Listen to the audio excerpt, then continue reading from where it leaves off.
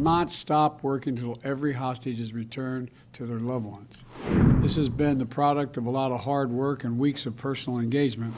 We've been in close contact with the leaders of Qatar, Egypt, and Israel, speaking with each one of them repeatedly over the past few weeks. I'm going to continue working with the Emir of Qatar, President Sisi of Egypt, and Prime Minister Netanyahu of Israel to do everything possible to see the hostages are freed, all the hostages.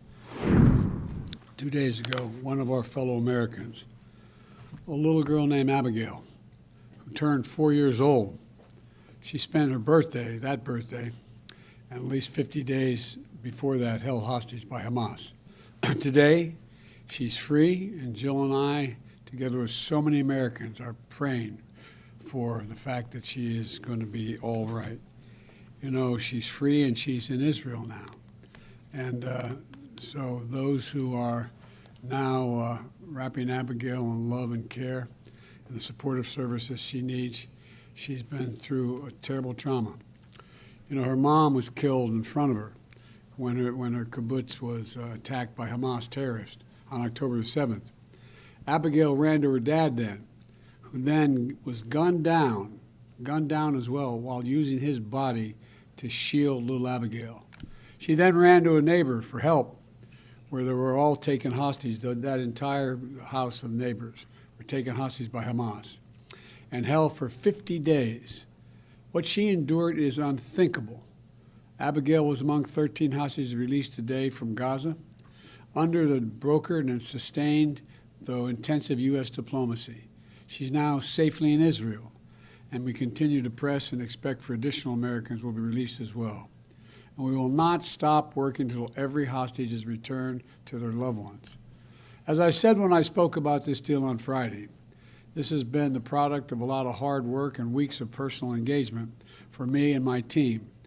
We have been in close contact with the leaders of Qatar, Egypt, and Israel, speaking with each one of them repeatedly over the past few weeks to help secure this deal. We spoke again yesterday with the Emir of Qatar, who I owe special thanks to, in order to keep the hostage release on track and push for Abigail to be part of this release. And I'll be speaking again shortly with Prime Minister Benjamin Netanyahu, and we will continue to remain personally engaged to see that this deal is fully implemented and work to extend the deal as well. For weeks, I've been advocating a pause in the fighting for two purposes: to increase the assistance getting into the Gaza civilians who need help, and to facilitate release of hostages. And we know that innocent children in Gaza are suffering greatly as well, because this war that Hamas has unleashed has such consequences. Thousands have been killed, and from the earliest days of this crisis, I've worked closely with President Sisi of Egypt, the Israeli government, King Abdullah of Jordan, and leaders throughout the region to expand the delivery of critical humanitarian assistance to help innocent Palestinians in need who are not part of Hamas.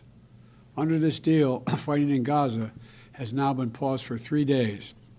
Over that time, 58 hostages have been released, including the Thai, Filipino, and Russian nationals. Dozens of families have been reunited. And we worked urgently to take advantage of the pause to surge aid into Gaza. We've moved approximately 200 aid trucks into Gaza each day, loaded with food, water, medicine, fuel, and cooking gas.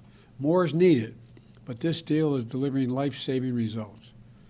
Critically needed aid is going in, and hostages are coming out.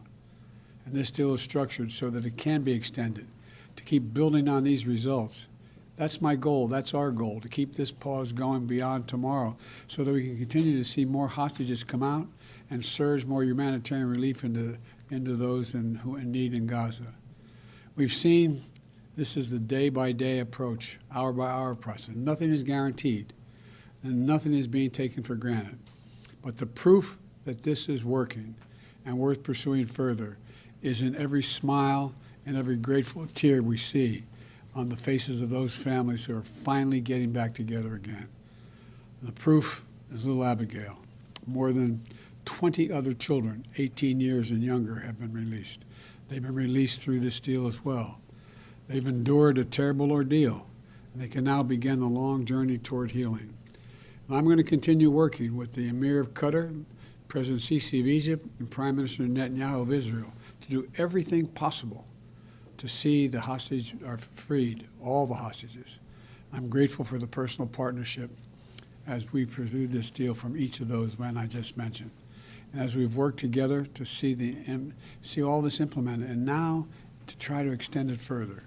I'll continue working with all our partners to take the hard but necessary steps to build an integrated and more prosperous and more peaceful future in the region.